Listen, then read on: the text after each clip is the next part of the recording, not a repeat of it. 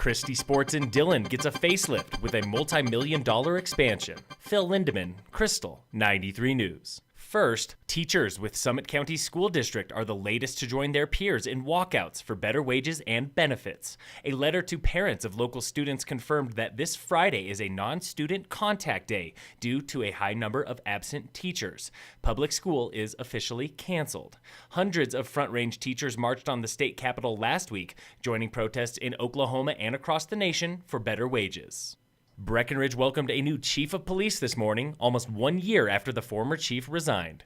Jim Baird of Ann Arbor, Michigan, was sworn in by the town council today. He is Breck's first full-time chief since Dennis McLaughlin left in August 2017, and the job is much bigger than overseeing one department. Town manager Rick Holman. When we're planning a major event, everybody's at the table talking about that.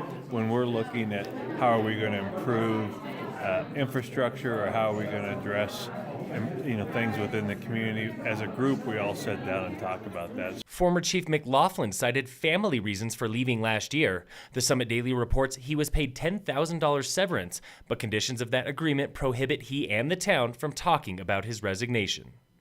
One of the oldest ski shops in Dillon is getting razed to make way for a multi-million-dollar replacement.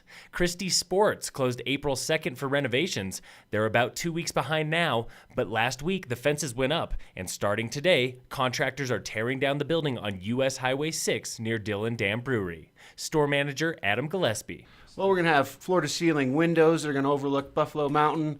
We're increasing our square footage. We're making our rental layout better for all of our rental guests, and it's going to be a signature store for us, so it's just going to be a pretty piece of property. It's going to be pretty awesome. That green building has been a Summit stable since 1984, when Christie's shared space with Antonia's Restaurant. Regional manager Brian Sullivan remembers. We've already seen lots of folks coming by taking pictures of it being taken down. The new building is the chain's fourth signature store, with the largest Christie's rental fleet in the Rockies. You know, everybody that's been in our old building that's coming down now is definitely a little bit funky. Didn't really quite have a flow to it. You couldn't see the outside surroundings that we're a part of here. Christie's officials hope to open the new location by December. A temporary location for summer gear opens this June in the outlets at Silverthorne. In February, Krystal 93 reported on a new sandwich shop coming to the old Habitat for Humanity building near the I-70 on-ramp in Silverthorne. And not much has happened since then. Officials with Snarf Sandwiches say they're still moving in, but opening there is delayed indefinitely for other projects.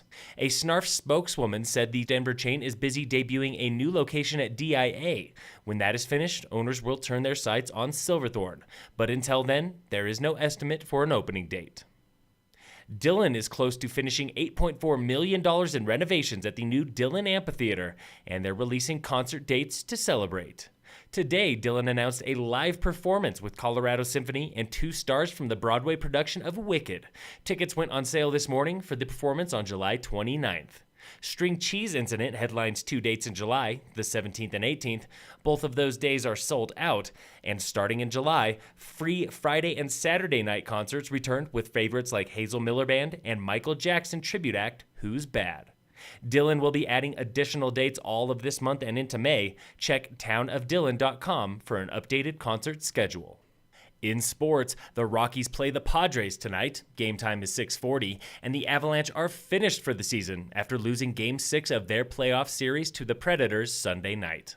In local sports, Summit High Sports are back after spring break, beginning tomorrow, Tuesday, with girls lacrosse, girls soccer, and boys lacrosse. Phil Lindeman, Krystal, 93 News.